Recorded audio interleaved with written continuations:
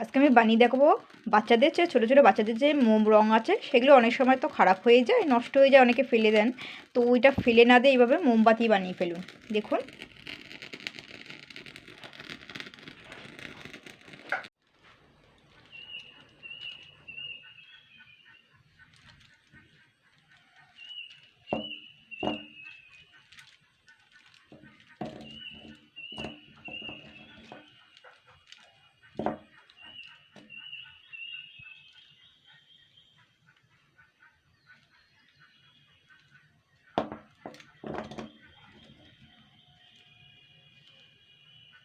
বন্ধুরা, আজকে আমি বানিয়ে দেখাবো ফেলে দেওয়া এই মোম রং দিয়েই আমি মোমবাতি তৈরি করে দেখাবো।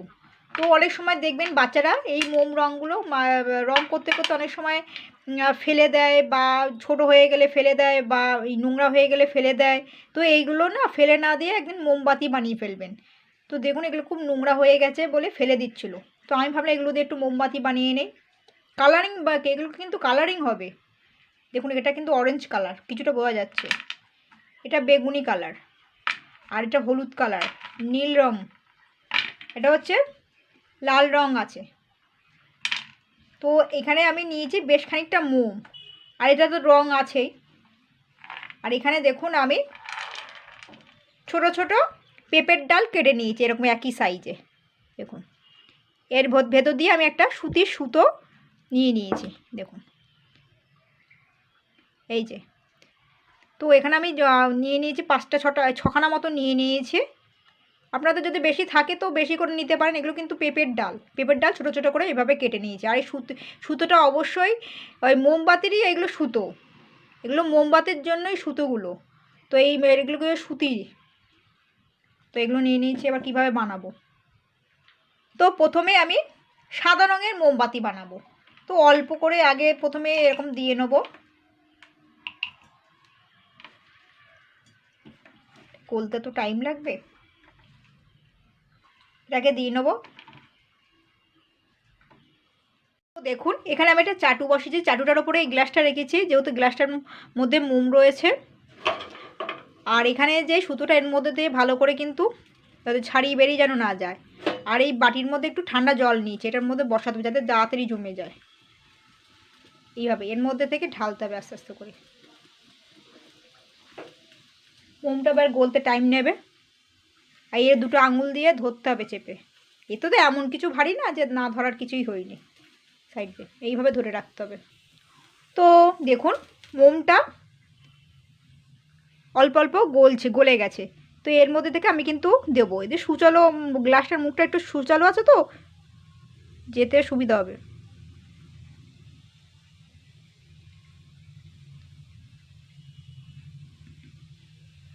দেখুন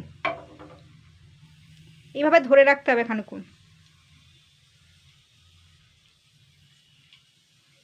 খানিকক্ষণ ধরে রাখতে হবে।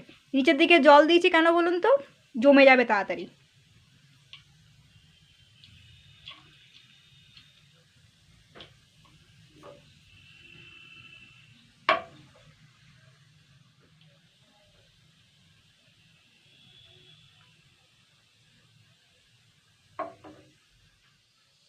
নিচের দিকটা কিন্তু জমে গেছে। এই যে, এই দেখুন। এবার আমি এটা সাইডে রাখবো। এবার আমি আবার একটু মোম দিয়ে দিয়েছি। এবারে মোম রঙটা দেবো। দেখুন যে ছোটো মোম রঙটা আমি এর মধ্যে দিয়ে দেবো। এবার একটু চামচ দিয়ে ঘেঁটে নেব।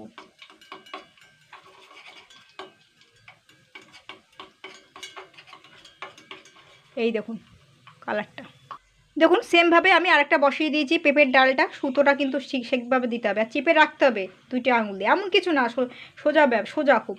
আর জল ঠান্ডা জলই রাখতে হবে তাড়াতাড়ি জমানোর জন্য। দেখুন এবার এটা কিন্তু পুরোপুরি হয়ে গেছে। দেখুন গলে গেছে।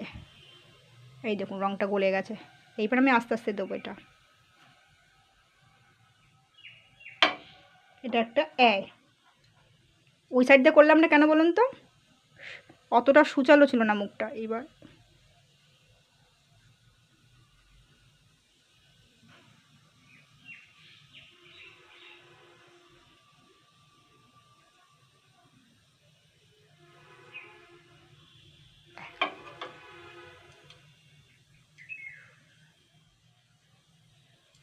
এইভাবে ধরে রাখতে হবে, খানিকক্ষণ জমে যাবে।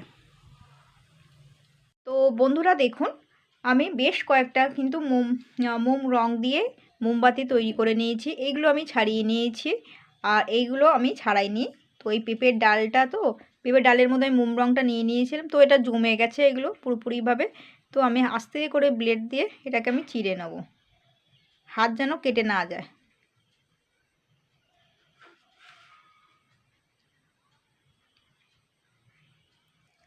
সোজাভাবে কাটতে হবে।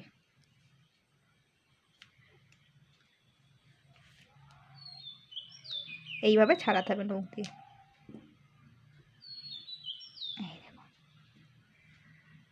সুতোটা একটু কেটে দিতে হবে এইভাবে, পেছনের অংশটা কেটে দেবে, এতটা তো আর লাগবে না। এই দেখুন কালারিং, এটা ওরমভাবে কেটে নেবো আমি। এটা আরেকটা কালার, মাথার দিক থেকে সুন্দর করে কাটতে হবে, এইভাবে কাটতে হবে।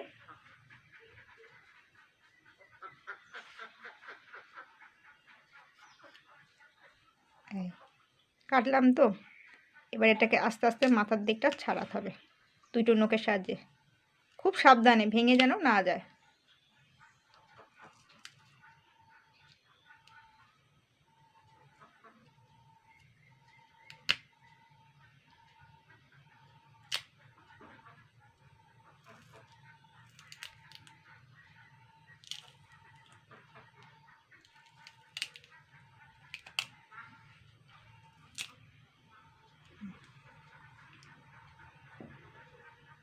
একটা কালারে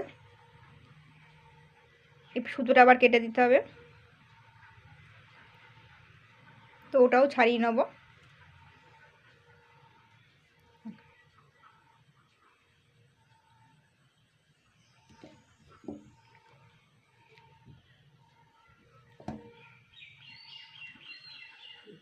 তো বন্ধুরা এইভাবে বানিয়ে ফেলবেন। অনেক সময় বাচ্চাদের তো রঙগুলো তো নষ্ট হয়ে যায়, ফেলে দেয় অনেকে আছে, তো এইভাবে বানিয়ে ফেলবেন। আর মোমটা আলাদা কিনতে পাওয়া যায়, কালারিং বাতি করে নেওয়া যাবে এরভাবে।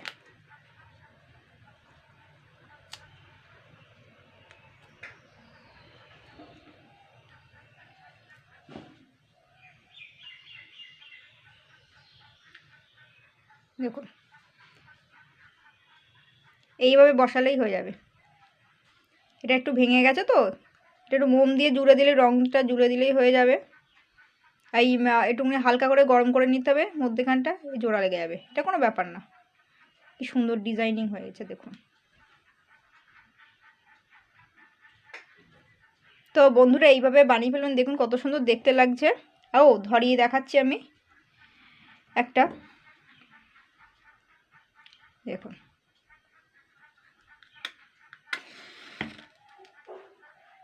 এইভাবে ধরে নিতে হবে,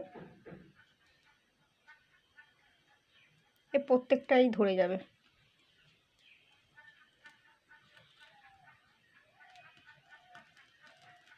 কি সুন্দর হয়েছে দেখুন এগুলো।